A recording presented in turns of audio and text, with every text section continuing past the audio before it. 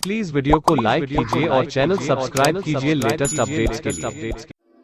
मगर एक इमाम एक लीडरशिप होल्ड करके बैठी, होल्ड। कहते हैं ना, वी कैन ऑलवेज फॉरगिव और वी कैन नेवर फॉरगेट।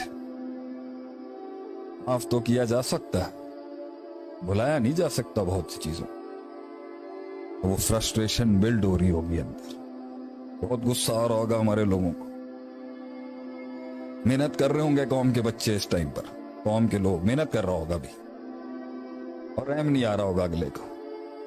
रोज उठ के जा रहा होगा और वो कांटों का इतना बड़ा पूरा मैट्रेस बिछाते होंगे तेरे आगे, रोज जख्मी होके जाएगा तो फिर वहां जाएगा, वहां अलहदा जलील हो रहा होगा, वो भी नहीं पहचान सके होंगे। फिर वापस आएगा, सर झुका हुआ होगा उनके जुल्मों से, तो घर वालों का अलहदा होगा।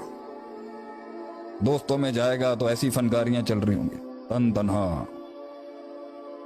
घबराना नहीं है, इसी रास्ते के ऊपर आगे मंजिलों से रास्ते मत मांग, रास्तों को मंजिलें अता करेगा एक दिन तू इंशाल्लाह।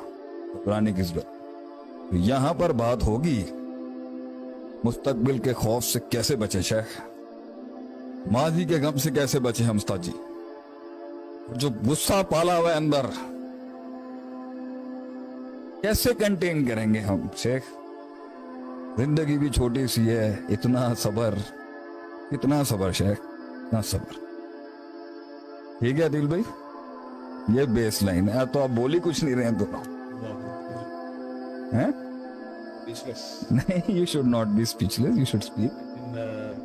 जहाँ तक मेरे ख्याल से 3 पॉइंट्स को दोबारा से जो है लोगों के लिए जिन्होंने अभी ज्वाइन किया है, शेख साहब ने अहम तरीन 3 पॉइंट्स बताए हैं कि जितना भी आपके अंदर इस्तिराब है, बेसुकूनी है, और आपके दिल के ऊपर जितने भी तूफानात आज गुजर रहे हैं, उसके पीछे 3 बुनियादी वजूहात।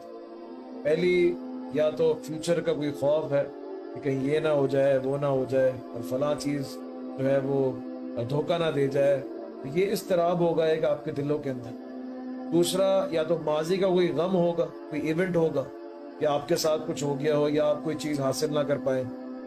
तीसरा, वो फ्रस्ट्रेशन होगी कि लोगों ने जो आपके साथ किया आप उसका जवाब नहीं दे सके, या आपको क्या करना चाहिए था आप वो कर नहीं सके।